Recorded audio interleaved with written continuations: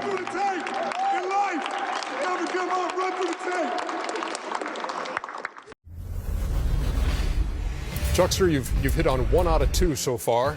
Blake Griffin has been unstoppable, but it is not a Clipper beatdown of the Spurs at halftime. It is a 52-47 lead for the Spurs over the Clips as they try to even the series at a game apiece. Sprint halftime report, Studio J in Atlanta. Ernie Johnson, Charles Barkley, Kenny the Jet Smith, and the man who nicknamed Tim Duncan the Big Fundamental, Shaquille O'Neal. So all he's done in the first half is go 8 out of 9 for 16 points, Shaq. You know, I said before the game that the San Antonio Spurs are the masters of adjustments. One of those adjustments, your superstars have to play well. Going up against Timmy for many, many years, I know that after having a subpar first game, he will not have a second bad game. Most superstars, Hall of Famers, have that mentality. And right now, he's just going to work. We know DeAndre's a shot blocker, but, the big fundamentals, taking his time, 1 bounce, 2 bounce.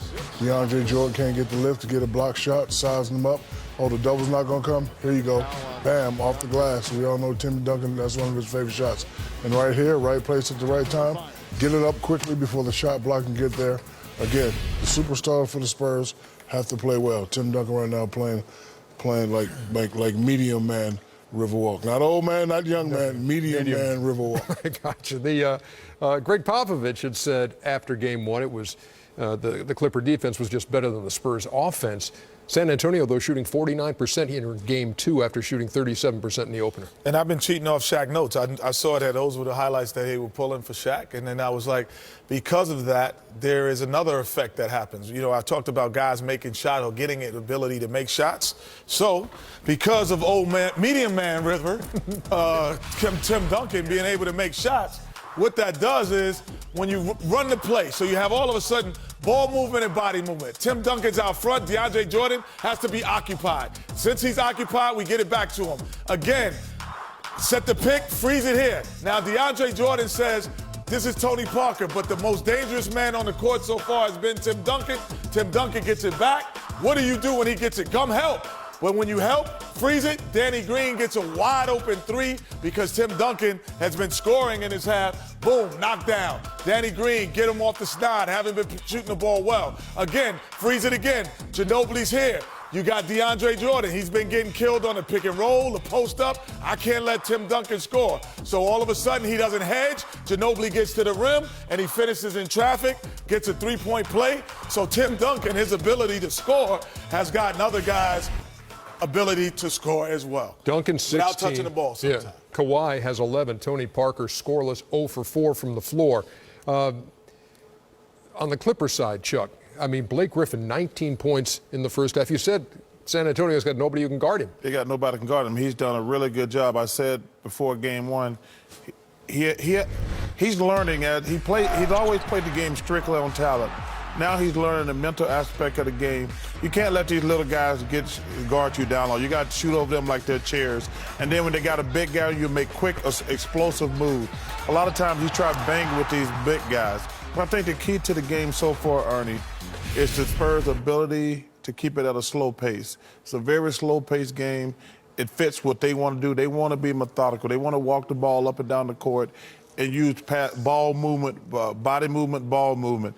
And that's been the key to the game.